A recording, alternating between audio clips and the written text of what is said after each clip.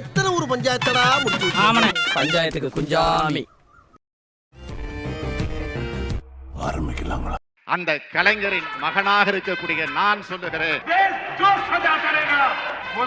prepared to answer you. You are anti-Indian.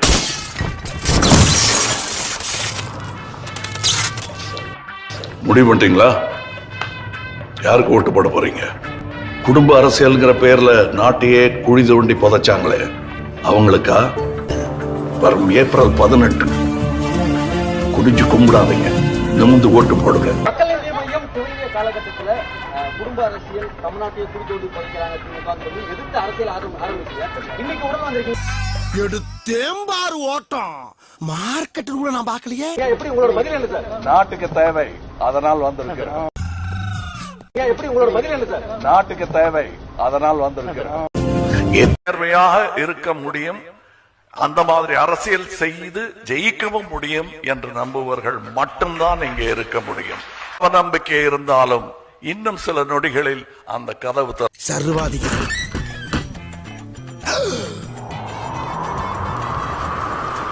என்ன கதவை திறந்தா ஒரே வெட்டு வழியா. நாம் கூட்டணி வைக்க மாட்டோம் என்று நீங்கள் பகிரங்கமாக அறிவிப்பீர்களா?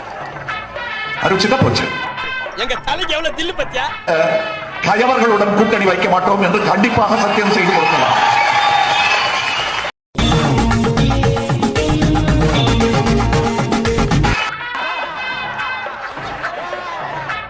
திருடர்களுடன் கூட்டணி வைக்க மாட்டேன் என்று தைரியமாக சத்தியம் பண்ணி கொடுக்கலாம்.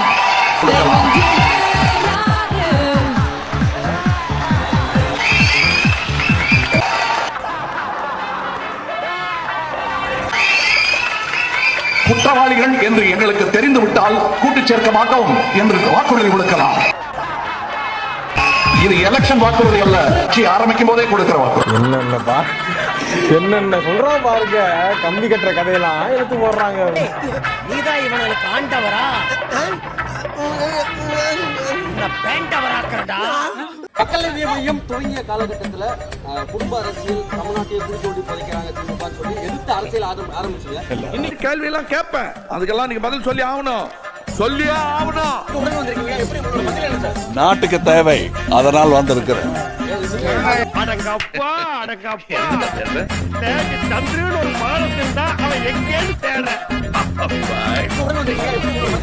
நாட்டுக்கு தேவை, அதனால் வந்திருக்கிறேன். இன்னைக்கு நான் சொல்றேன், நான் எல்லாருமே சொல்றேன் அடுத்த முதலமைச்சர் அப்படின்னு சொல்லுவாங்க. நான் முதலமைச்சர் ஆகிறதுக்காக வரல, முதல்ல இருந்து இது எல்லாத்தையும் மாற்றி அமைக்கணும் என்பதற்காக.